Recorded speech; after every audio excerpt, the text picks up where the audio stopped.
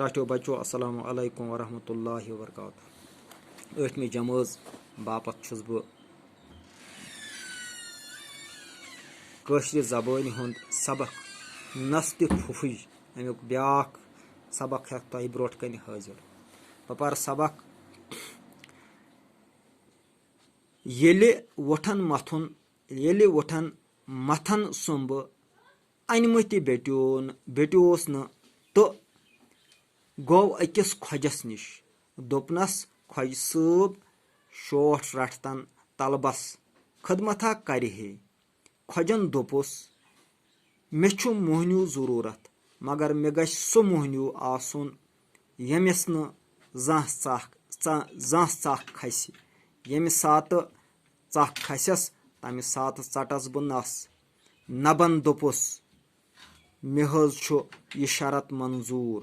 खोजन कोरुस तलब मुकर्रर तो ब्योठ नब मोहनी गरी करने यानी नब ओस बेहवाल नब ओस कायल नबस पेवो गर नबर नेरुन हब ओस मेहनती हबन कोर जान पट तो रत पट पनुन गर सोस पन्निस गरस मज मेहनत मशकत करित पनुन गर चलावान नबस येल न थेन सुंब अनम त बेट्यो बदम्योट त बेट्यो यम जोन वि वुन मे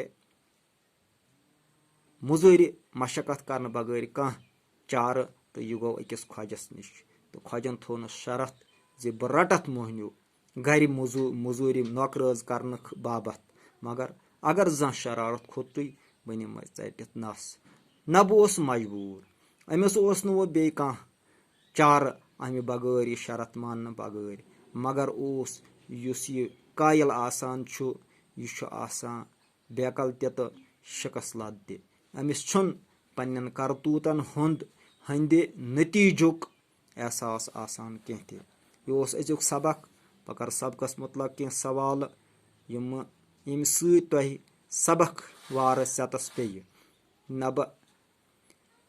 नब क्या गो खोजस निश नब गो खोजस निश मजूरी करने बाबत खोजस क्या ओस जरूरत खोजस ओस मोहनियो जरूरत खोजन क्या शरत थोनस खोजन थो नबस यह शरत जे अगर ऐ शरारत खसी बह चटई नस खोजन क्या कोर नबस मुकर्रर खोजन कोर नबस तलब मुकर्रर यथ तनख्वाह वनान यह अजुक सबक।